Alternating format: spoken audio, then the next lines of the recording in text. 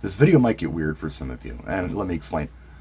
I've actually been pretty ill this month, and I've been off the channel, obviously, for over a week. I'm on the mend. I've been to the doctor. I'm going to be all right, but I've been spending a lot of time resting up and just, fever dreams and stuff.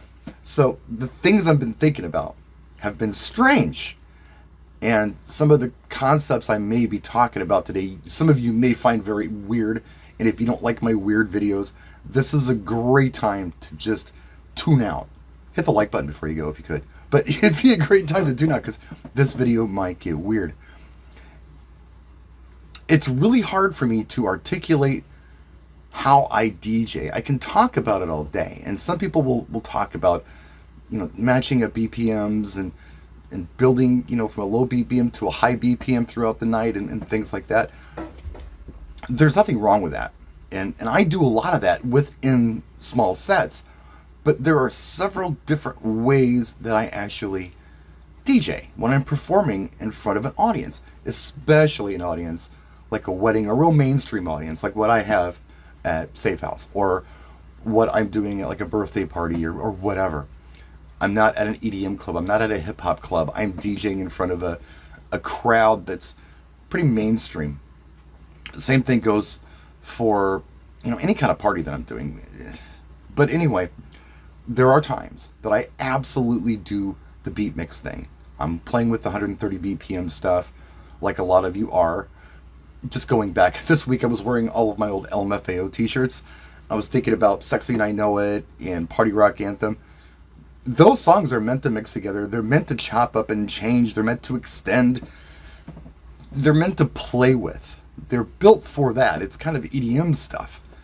And I could say the same thing about Pitbull.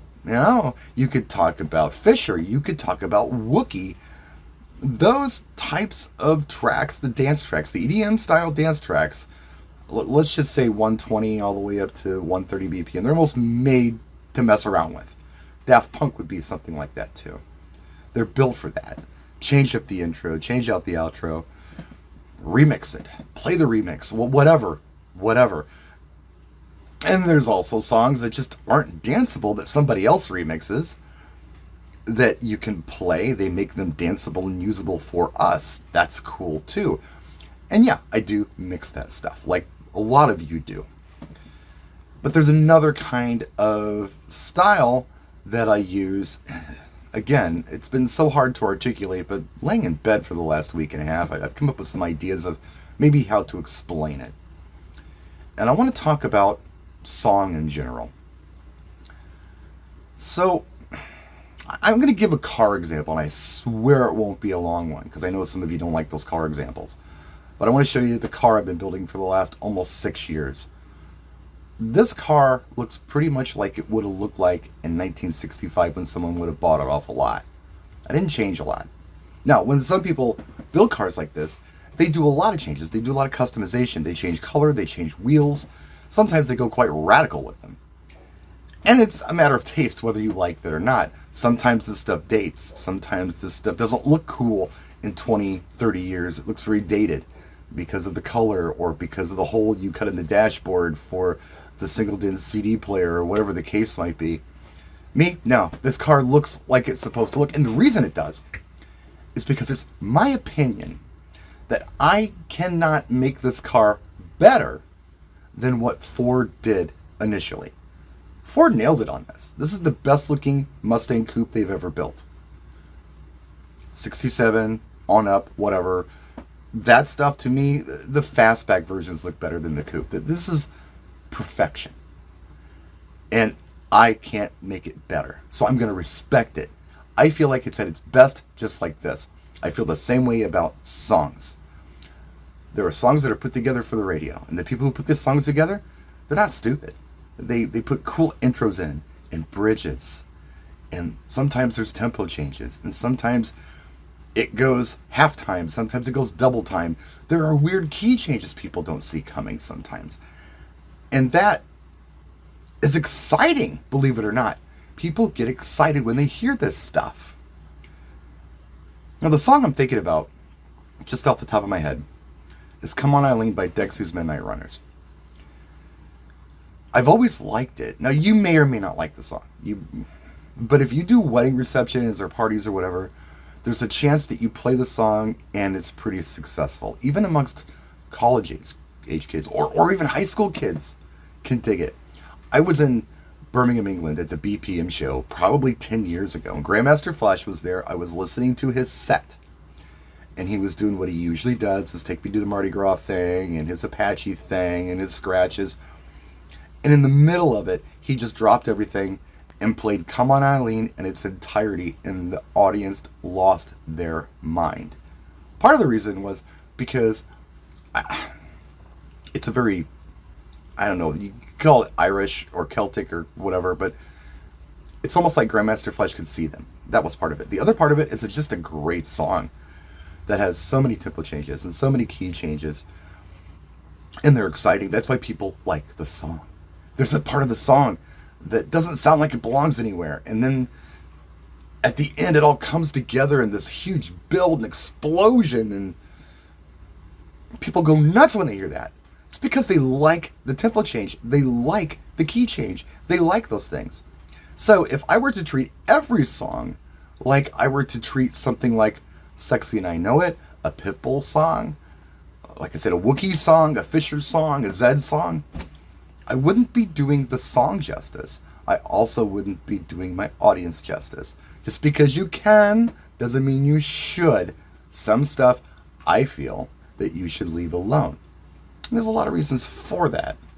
The radio version of a song, the edited version of a song, is usually the version of the song that people are used to. Except those people who live in their Spotify playlist and they're not musically social. There's a lot of people like that who are not musically social. They live within their own likes, and that's what they listen to, and it's not a communal thing. They're not sharing it with anybody. They're not sitting around and listening to this stuff with anyone else. They're listening to it on a personal listening device, or in the car by themselves, or whatever that case.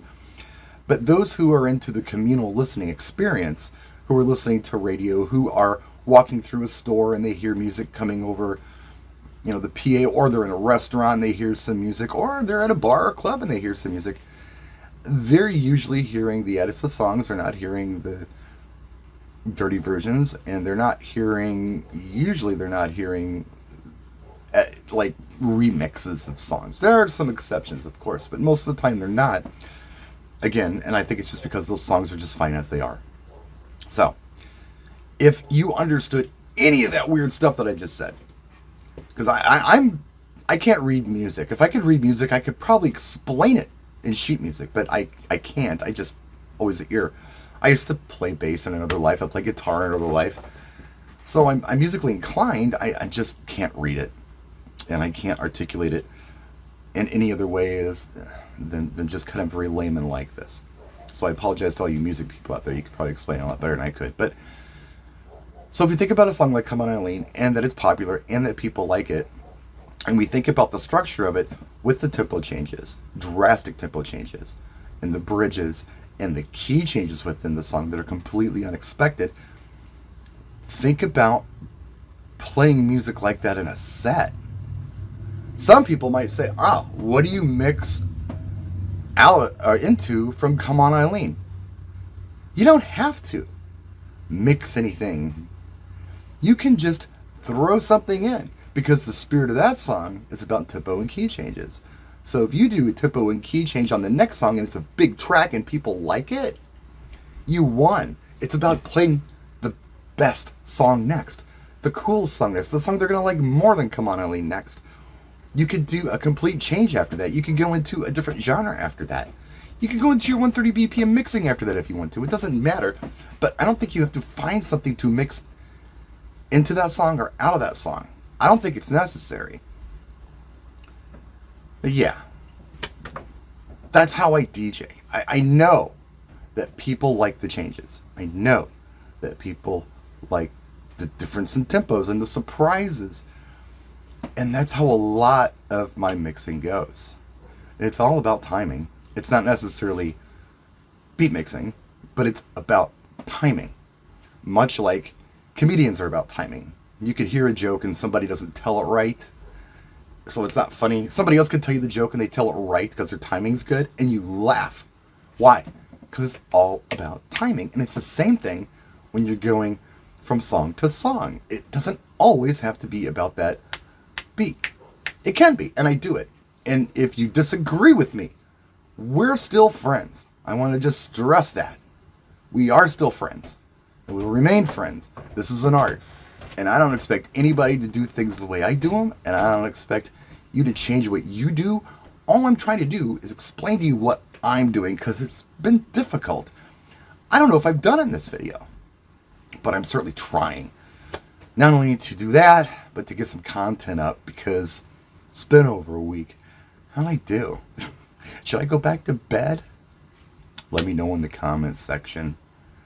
We'll be back to our regularly scheduled programming real soon. I've got a client meeting tomorrow, and I think I'm okay to do it. You know, I've just been resting up, taking care of myself. I'm going to be all right. Everything's cool.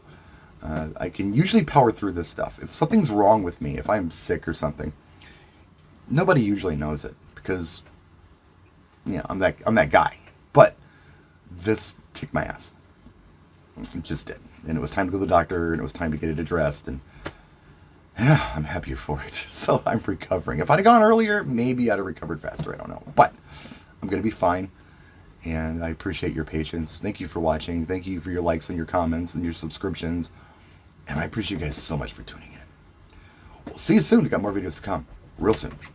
Practice and enjoy.